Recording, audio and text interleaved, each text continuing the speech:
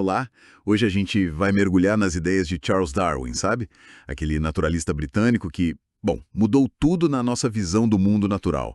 Vamos usar aqui trechos de A Filosofia de Charles Darwin, outras fontes também, para explorar os conceitos principais, o impacto e, claro, as polêmicas que o trabalho dele ainda causa. Exato. A ideia central lá da Origem das Espécies de 1859 é a evolução por seleção natural, né? Uhum. Organismos mais adaptados ao ambiente, eles sobrevivem, se reproduzem mais e passam adiante as características boas. Vamos tentar destrinchar isso um pouco.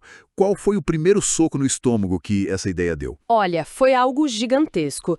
Tem gente que compara o impacto de Marx ou de Freud porque realmente mudou a forma como a humanidade se enxergava.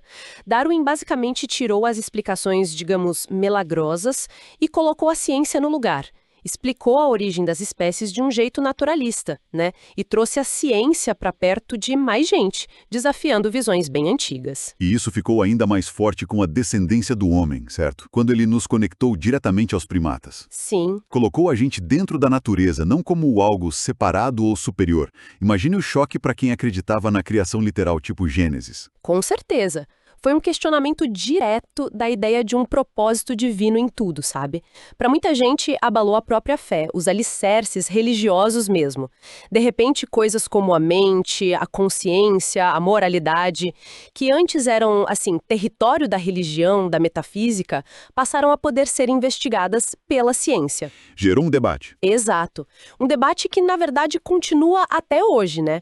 Como conciliar o conhecimento científico com a fé, e tinha aquele medo que alguns ainda têm de que a ciência pura pudesse deixar de lado aspectos existenciais importantes do ser humano. E a famosa viagem no Beagle, aquilo foi o começo de tudo, né? 5 anos viajando, Fundamental. coletando fósseis, vendo as variações dos bichos, especialmente lá em Galápagos. E parece que ler o Lyell, o geólogo, foi um estalo para ele. Sim, a geologia do Lyell foi crucial. A ideia do uniformitarianismo, que basicamente diz que as leis da natureza que a gente vê hoje sempre funcionaram do mesmo jeito. O presente é a chave para o passado. Isso. Ajudou o Darwin a pensar em mudanças bem lentas, graduais, ao longo de um tempo imenso. A tal descendência com modificação. E as evidências concretas que ele juntou, tipo os fósseis, o que elas mostravam? Os fósseis foram incríveis. Mostraram não só uma progressão, mas uma diversificação enorme da vida. E também extinções, né?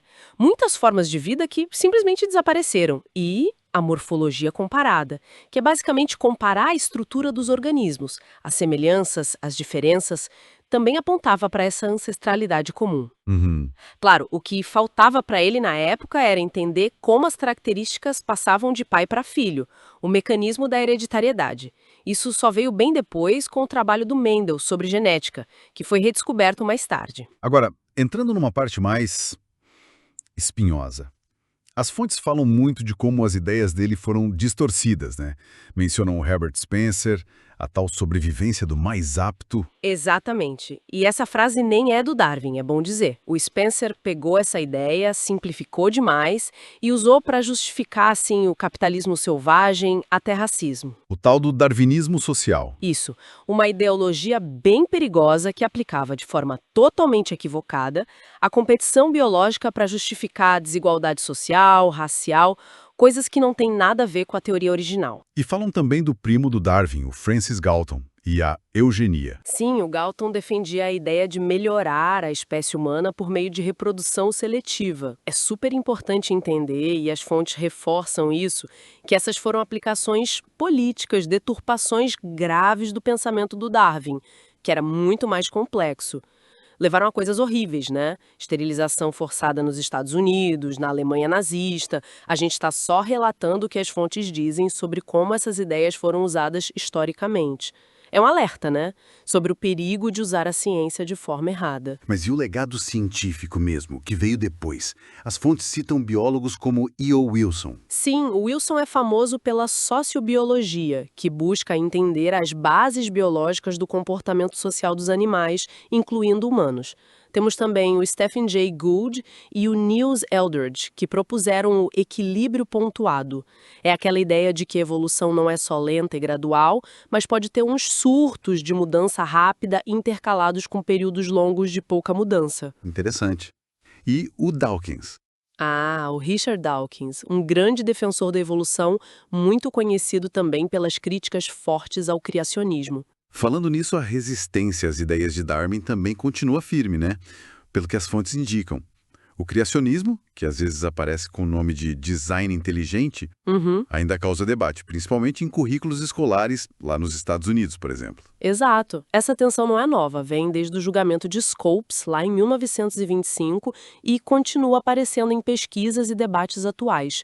No fundo, a questão é como diferentes pessoas, diferentes culturas, integram o conhecimento que vem da ciência com suas próprias crenças, sua visão de mundo.